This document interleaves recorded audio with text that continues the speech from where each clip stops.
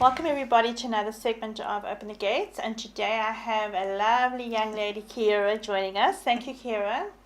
And she's got such a heart for God, and got to know her through the months, and I asked her to share on whatever she feels the Lord would have her say, and she came up with one word that has many layers on it. So today we're going to try and unpack and see where it goes. And so thank you for coming, Kheara. Okay. Thank you for having me. Mm-hmm. All right, so I have just moved into my own place, as you know, and it was about 2 weeks ago, and I just bought a new couch, and I was lying on the couch and I was thinking to myself, what is provision?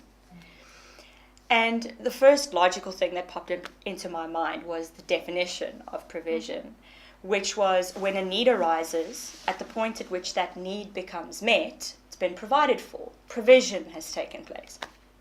And what was so cool about that for me is when a need arises, that need can be anything. And we are multifaceted beings.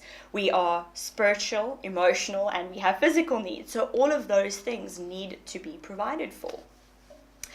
And so I realized that I had fallen into a bit of a trap in my mind. I don't know if you've ever played the game where you'll say one word and then the person that's playing the game with you will say the first word that pops into their mind based on that word. It's a game of association.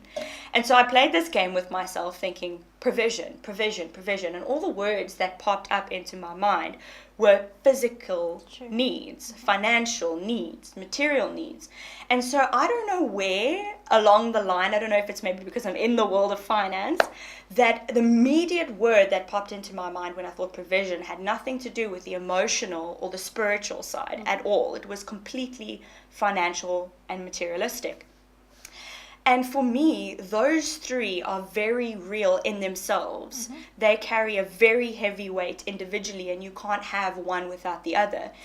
You can be as wealthy as you like, but you'll still have spiritual and emotional needs. You can't be exempt of it because you're saturated in one. You are fulfilled with the other. No, it's always the three together. And just to interject there, in your opinion, do you feel that people get locked into this mindset, as long as my physical needs are met, then the emotional things and that God will take care of, but it's almost like pushing to get the answers and the provision, and then you get locked at that level of just physical. You think you're okay, right? Yeah. But you're not. Yeah.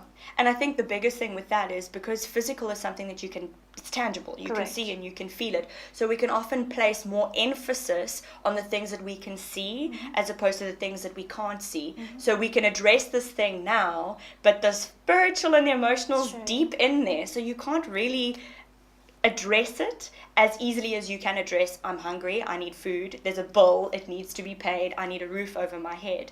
But it is really real. I mean, I'm not disputing that at all. I think the first time that I experienced a physical need was when I was 15.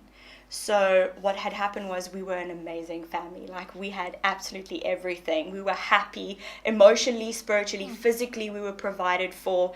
Everything was going perfect. And then this one day happened, and nothing could have prepared us for that day. And our whole lives just, it was mad. My dad had a heart attack in the house, and he passed away. And his affairs weren't in order. So it was one thing to lose him, the provider. My mom was a stay-at-home mom for 21 years, so she didn't have anything on her CV that was, valid. I mean, with the economy it is today, with unemployment so low, you need to have a really amazing CV to get the job. And my mom didn't have that. And he didn't have a will, and he didn't have life insurance. So it left my mom and I with nothing. And it was an extremely difficult time because we had no other choice but to trust God. That was it. Like, that was our only card, and we had to play it hard.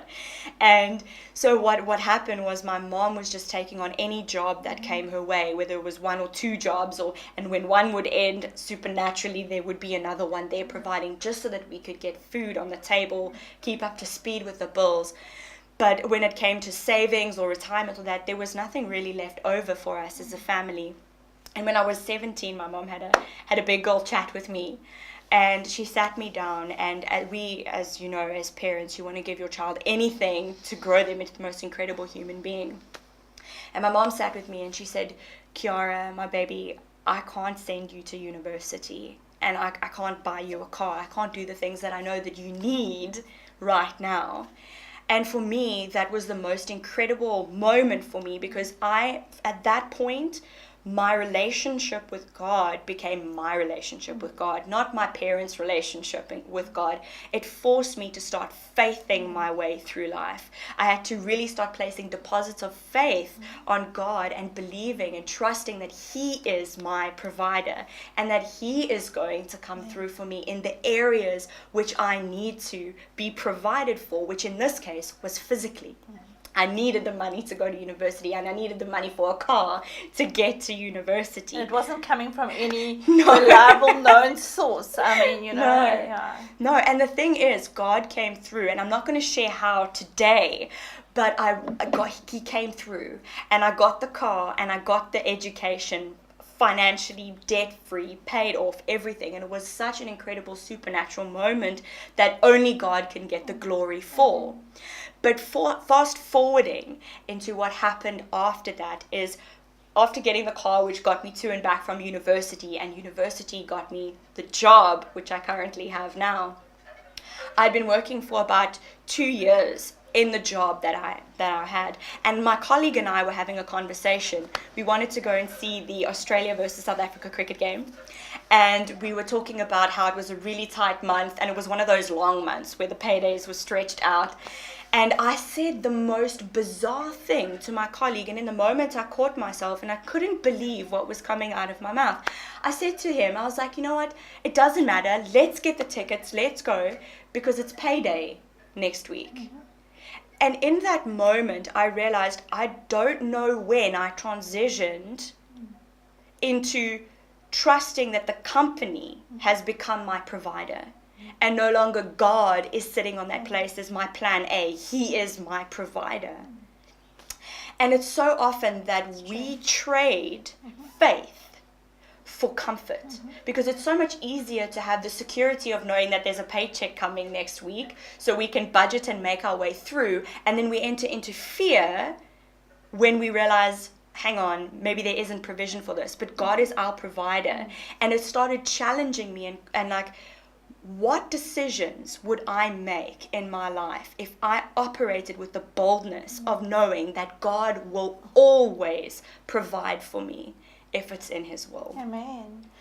It's so interesting. And also, you had the provision earlier on. God is so faithful. He takes us on a journey, right? So He doesn't expect us to have faith in for the next level, and he proves Himself faithful in the things before. And it's true how easily we can forget, and then we almost put the definition of, as you said, of provision in a box, and your faith is in that. And it's so encouraging that God is our provider of every single area of our lives, and it's just to be able to let go and to trust and to believe and give Him the glory, you know. But thank you so much for sharing, because that was just one level, right? The financial needs and that, but there are other levels you were saying, emotional levels, spiritual levels of needs, and how you needed to trust God for provision, and how He took you on a journey. And so in our next segment, I'd like to do part 2. And you can share a bit more about your journey and how God came through. Definitely. Amen. Thank you for joining us. Thank you then. Bye-bye.